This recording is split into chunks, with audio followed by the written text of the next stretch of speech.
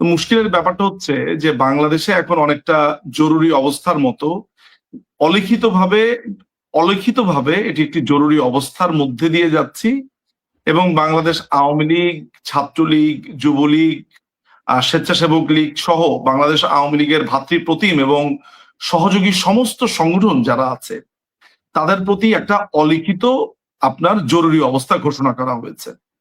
আপনি জেনে থাকবেন জরুরি অবস্থা যখন চলে তখন মানবাধিকার যা আছে বাংলাদেশে সেইটা বলবৎ করার জন্য আপনি আসলে আদালতে যেতে পারেন না। কেমন? জরুরি অবস্থা যখন ঘোষণা করা হয় সেখানে খুবই সার্টেন কিছু অধিকার আপনাকে রক্ষা করা ছাড়া আর কোনো কিছুই রক্ষা করা হয় না। বাংলাদেশের অবস্থা হয়ে গেছে তেমন। আমি এই সাদ্দামের পুরো প্রক্রিয়াটার দুই ভাগে যদি আমি ভাগ করি, সেটা হচ্ছে যে তার পরিবারের যে চেষ্টা, এন্ডেভার, তারা যেভাবে যেভাবে চেষ্টা করেছে সেই চেষ্টাটার পুরাটা একটা ট্রেইল আমি দেখতে পেলাম। এবং সাদ্দাম হোসেনের যে ভাই, তার সাক্ষাৎকারটা কিছুক্ষণ আগে দেখলাম। আমাদের মনে হয় আমাদের সাংবাদিক পান্না ভাই একটা সাক্ষাৎকার নিয়েছে, আমি সেটা মনোযোগ দিয়ে দেখলাম। আমি যেটা বুঝলাম সেটা হচ্ছে যে তাদেরকে নানান ধরনের আপনার আহ আহ, সাচিবিক সাচিবিক বা অ্যাডমিনিস্ট্রেটিভ আপনার জটিলতাতে ফেলা হয়েছে। প্রথমত বলা হয়েছে আপনার বাগেরহাটের যে জেলা প্রশাসক রয়েছেন, যিনি আবার ওইখানকার ম্যাজিস্ট্রেটও বটে নিয়ম অনুযায়ী, তাকে বলা হয়েছে তিনি তার যে রেসপন্সিবিলিটি সেটাকে তিনি অ্যাসাইন করে দিয়েছেন এইটা বলে যে সাদ্দাম তো যশোর কারাগারে বন্দী আছে। তো যশোর কারাগারে যাওয়ার পরে যশোর কারাগারের যে আশিক হাসান নামে যে লোকটি আছে জেলা প্রশাসক এবং একই সাথে সে ম্যাজিস্ট্রেটও বটে, সে বলছে তারা কোনো আবেদন পায়নি। আসলে আবেদনটা তাদেরকে ঠিকই করা হয়েছিল, তারা আসলে যে শুক্রবার শনিবারের কথা বলে তারা এই কাজটি করেছে। দেখেন, আমি মানে আমার কাছে যে জায়গাটা সেটা হচ্ছে যে এই যে একটা একটা একটা কর্মীর, একজন মানুষের, আমি আসলে তাকে ছাত্রলীগের কর্মী হিসেবে বিবেচনাটা একটু পরেই করি। তিনি তো একজন মানুষও বটে আসলে, তাই না? এই বাংলাদেশের একজন নাগরিক। বাংলাদেশের একজন নাগরিক যখন রাষ্ট্রের হেফাজতে থাকে তার জন্য সুনির্দিষ্ট নিয়ম কানুন আছে যে তার আত্মীয় যদি মারা যায়, স্ত্রী সন্তান যদি মারা যায়, তাহলে রাষ্ট্র তার সাথে কেমন আচরণ করবে। তার তো বিচার হচ্ছে, তাকে আপনি বিচার করার জন্য নিয়েছেন, তার বিচার করবেন, তার তদন্ত করবেন। তার নামে যখন আপনি মামলা দিলেন তিনি তখন ছিলেন ভারতে। আপনি নিশ্চয়ই শুনে থাকবেন যে এই জিনিসটাও সামনে এসেছে। যদিও আমি তার বিরুদ্ধে মামলাগুলো আমি নিজের হাতে, সাধারণত আমি এই ধরনের ক্ষেত্রে তার নামে মামলা মোকদ্দমা কি হয়েছে না হয়েছে আমি নিজে পর্যবেক্ষণ করি, বাট এটার আমার সুযোগ হয়নি। তো আমি আমার নিজের মাই এসেছেন চেন্নাইতে, তার ক্যান্সারের চিকিৎসা চলছে, আপনি জানেন, ফলো আপে এসছে, আমি এটা নিয়ে ব্যস্ত ছিলাম। কিন্তু মুশকিলের জায়গাটা যেটা হচ্ছে যে বাংলাদেশ রাষ্ট্রে যে প্যারোলের নিয়মটা আছে সেটাও পালন করা হয়নি। এখানে নানান ধরনের অ্যাডমিনিস্ট্রেটিভ জটিলতার কথা দেখানো হচ্ছে যে আমাদেরকে আবেদন করা হয়নি, আমাদেরকে এইটা করা হয়নি। তারেক রহমান, যার বিরুদ্ধে 10 ট্রাক অস্ত্র মামলা, একটা পুরো দলকে নিঃশেষ করে দেওয়ার জন্য গ্রেনেড হামলার মামলা তার বিরুদ্ধে আছে, আমরা দেখলাম রাষ্ট্র তড়িৎ গতিতে সেগুলো কোনো সাচিবিক টাচিবিক কোনো ব্যাপারই না, মানে বিদ্যুৎ গতিতে সেগুলো সমস্ত কিছু তার পার হয়ে গেল। আমরা দেখলাম যে উইদিন ফিউ আওয়ার্স এর ভেতরে তার আপনার এনআইডি কার্ড হয়ে গেল, তার সমস্ত কিছু হয়ে গেল। এখন আপনি একটা রাষ্ট্রে যখন আপনি একই দিকে এরকম একটা চিত্র দেখবেন, ওগুলো তো সাচিবিক কর্ম। অ্যাডমিনিস্ট্রেটিভ কর্মের যদি আপনি দোহাই দেন, ওগুলো তো অ্যাডমিনিস্ট্রেটিভ কর্ম।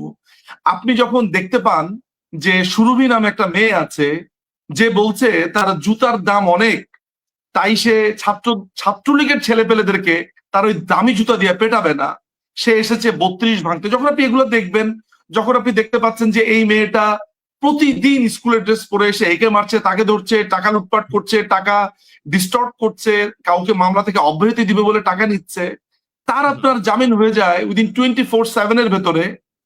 যখন আপনি দেখতে পারেন যে মেহেদী হাসান নামে একটা ছেলে যে প্রকাশ্যে বলল যে হবিগঞ্জের এসআই সন্তোষকে সে এবং তার দল খুন করেছে, তারা যখন জামিন হয়ে যায় উইদিন 24 আওয়ার্স এর মধ্যে, তখন আপনি বুঝতে পারবেন যে এই যে অ্যাডমিনিস্ট্রেটিভ কাজের দোহাই দেওয়া, এই যে এগুলা বলা, এগুলা প্রত্যেকটাই হচ্ছে আপনার জাস্ট বলার জন্য বলা। আমি আসলে না, আপনি আমাকে বলতে পারেন যে আইন নিয়ে বলেন, ভাই আইন আমি এইটা নিয়ে পুঙ্খানুপুঙ্খ ভাবে আপনাকে আইন শোনাতে পারবো। আমি আপনাকে বলতে পারবো যে কবে কোথায় কার প্যারোলে মুক্তি দেওয়া হয়েছে বিএনপির কোন নেতাকে, কোন মানুষকে, আমি বলতে পারবো জামাতের কোন নেতাকে প্যারোলে মুক্তি দেওয়া যাবে, এই করা যাবে। আমি আপনাকে একটা স্মৃতি রোমন্থন করি, তাহলে আপনি বুঝবেন। গোলাম আজম, মানে রাজাকার সম্রাট গোলাম আজম কোন ইয়ারে মারা গেল আপনার মনে আছে?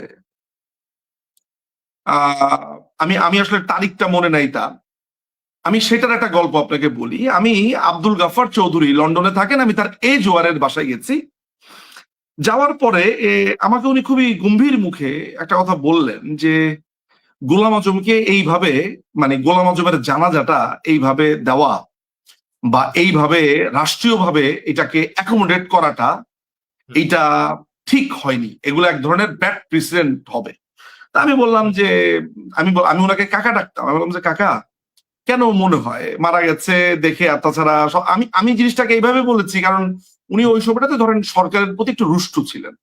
তো গোলাম মারা যাওয়ার পরে, গোলাম আজমের মতো রাজাকারের বাচ্চা মারা যাওয়ার পরে আমার তো কোনো দয়া হওয়ার কথা না, কিন্তু আমি আসলে তখন গভর্নমেন্টকে একটু ডিফেন্ড করেছিলাম কাকার কাছে। কাকাকে বললাম যে কাকার নেত্রী তো মানুষটা এমন যে মারা গেছে, যেহেতু উনি আসলে জিনিসটাকে এইভাবে দেখেছে, ঠিক আছে। তখন উনি আমাকে একটা কথা বলেছে যে ওরা তোমাদেরকে কোনোদিন ক্ষমা করবে না, ওরা তোমাদেরকে, তোমরা এরকম বিপদে পড়ো, দেখবে তোমাদের সাথে ট্রিটমেন্টটা কেমন হয়। আজকে না আমার সারাদিন এই কথাটা মনে পড়েছে। আমার মনে আছে যে সাইদির যখন ছেলে মারা গেল, রফিক, ওই মারা যাওয়ার পরে সাইদির ছেলে, আমার রফিকের কথা আমার মনে আছে এই কারণে, রফিক প্রচুর টকশোতে আসতো, আমি ওই সময়টাতে বিচার চলাকালীন সময় তার বক্তব্যগুলো শুনতাম। সে মারা যাওয়ার পরে সাইদিকে প্যারোলে মুক্তি দেওয়া হয়েছে। সাইদির মা যখন মারা গেল তখনও সাইদিকে প্যারোলে মুক্তি দেওয়া হয়েছে। অতীতে আমি এরকম অনেক কারাবন্দীদেরকে দেখেছি প্যারোলে মুক্তি দেওয়া হয়েছে। সুতরাং আমি না আপনার সাথে ওইসব প্রেসিডেন্টে যাব না। আমি কার কাছে এই শোকের গল্প বলবো, আমি কার কাছে এই কষ্টের গল্প বলবো? ইউনুস, এই দখলদার বাহিনী ইউনুস, এবং আমার মুখ ভরে যে কথাগুলো বলতে ইচ্ছা হচ্ছে সেগুলো আমি বলবো না। এই কারণে বলবো না যে আমি এদের জন্য আমার নিজের ব্যক্তিত্ব, নিজের আমার কণ্ঠকে আমি নোংরাময়, দুর্গন্ধময় করতে চাই না।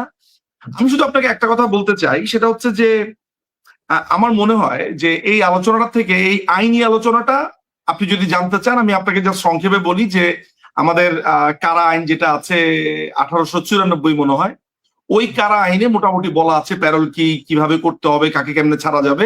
ইনফ্যাক্ট 2016 সালে, অর্থাৎ আজকে থেকে প্রায় 10 বছর আগে, বাংলাদেশ আওয়ামী লীগ ওই সময় সরকার ছিলেন, তারা একটা নীতিমালাও প্রণয়ন করে 1 জুন। সেই নীতিমালা অনুযায়ী পরবর্তী সময় অনেকেই মুক্তি পেয়েছে। খালেদা জিয়ার কথাই আপনি চিন্তা করে দেখেন না কেন। আর তাদের সবচেয়ে বড় ব্যাপার হচ্ছে যে এইসব ক্ষেত্রে সরকার নিজেরাই নিজেদের সিদ্ধান্ত নিতে পারে।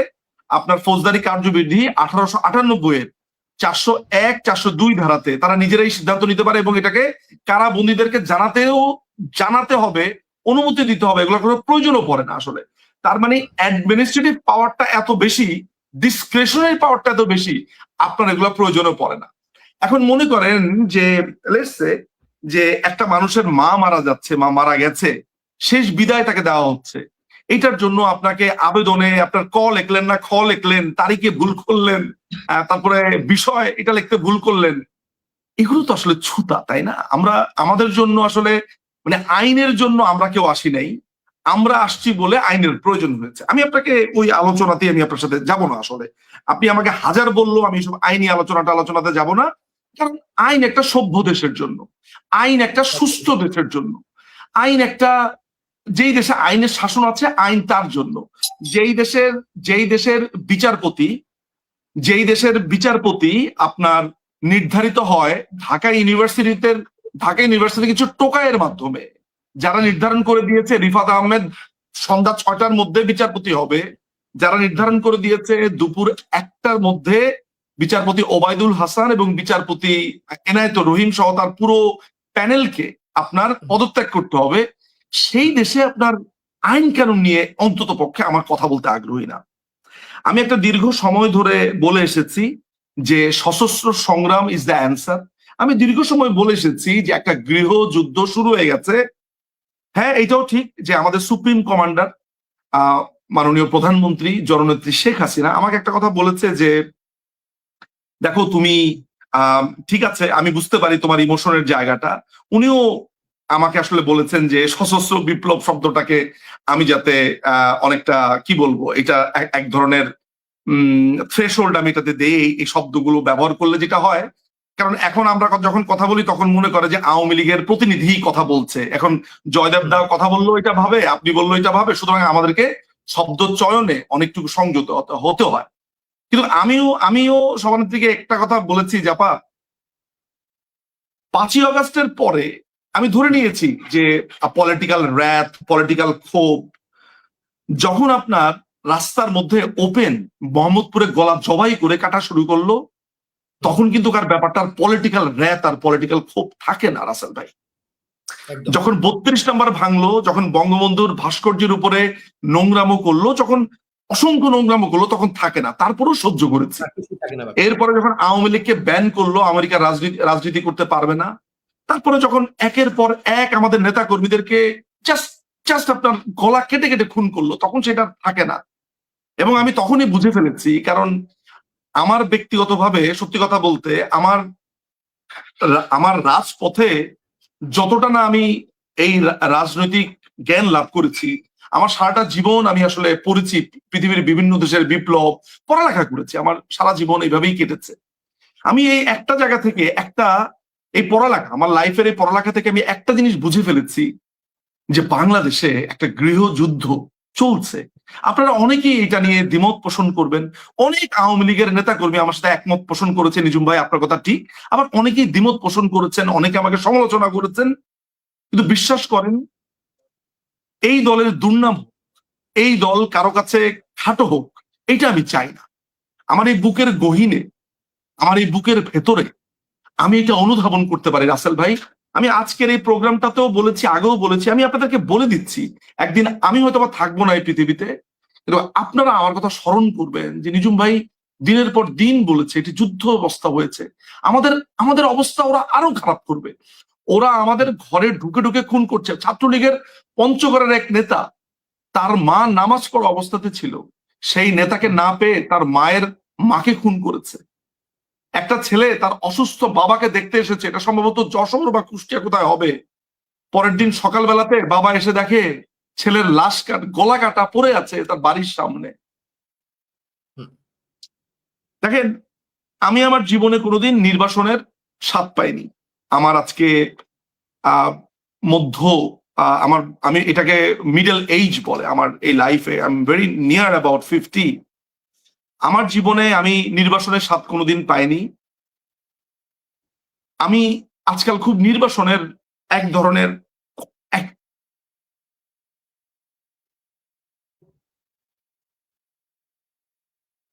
ধরেন এক ধরনের কষ্ট আমি অনুভব করি এই কারণে যে আমার মা আমাকে বলেন যে তিনি আমাকে আর কখনো দেখবেন না আসলে। তো আমার মা যখন ইন্ডিয়াতে আসেন চিকিৎসার জন্য, ওই সময়টাই হচ্ছে মার সাথে আমার সময়। আর আমার বাবা যেহেতু আর ট্রাভেল করতে পারবেন না, ফলে আমি দেখবো না কখনো। তো সাদ্দাম আর আমার অবস্থা বা আমাদের অবস্থা একই রকম। আমি শামীম, আমাদের সাভার ছাত্রলীগের একটা ছেলে, বাবা মারা গেছে, দেখতে পাইনি। ছেলেটা অনেক শক্ত, তারপরও আমি চোখে পানি দেখেছি। আমি জানি না আমাদের জয়দেবদার বাবা মা, আমি মানে প্রত্যেকেই, যেমন আমার মা ধরেন ক্যান্সার 4 স্টেজে, আজকে রেজাল্ট পেয়েছি, খুব একটা ভালো না। মার সাথে কি সম্পর্ক আমার? না না না না নিয়ম ভাই, আমরা মনে প্রাণে সবাই প্রার্থনা করি এরকম কিছু না, প্লিজ। বলি সেটা হলো এরকম যে আমরা তো এই বাতেনকে কোনোদিন ভুলে যাব না আসলে।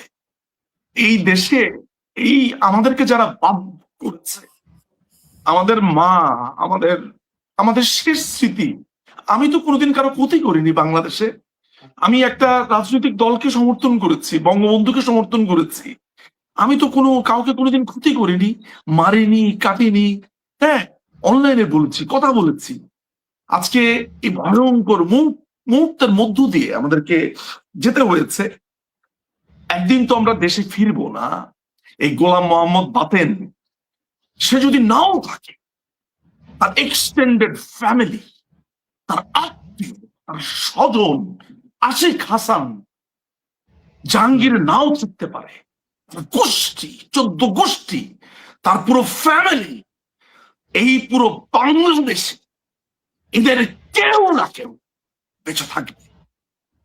আল্লাহর কসম করে বলছি আমি, আল্লাহর কসম করে বলছি আমি, ইচ অ্যান্ড এভরি ইভেন্ট জবাব দেবে, ইচ অ্যান্ড এভরি ইভেন্ট জবাব দেবে। No miss on anyone. আজকে আমাদেরকে যা করা হয়েছে তার প্রত্যেকটা নেত্রী যদি আমাকে বলে যে তোমাকে সারা জীবনের জন্য আওয়ামী লীগ থেকে ব্যান করলাম, শুনবো না, শুনবো না। বলবো যে আপনি কি আমাকে মেরে ফেলেন, আপনি আমাকে আজীবনের জন্য মেরে ফেলেন, কিন্তু প্রতিশোধ, প্রতিশোধ এইটা আজকে আমার পণ। আল্লাহর কসম করে বলছি, এইটা আজকে আমার সব।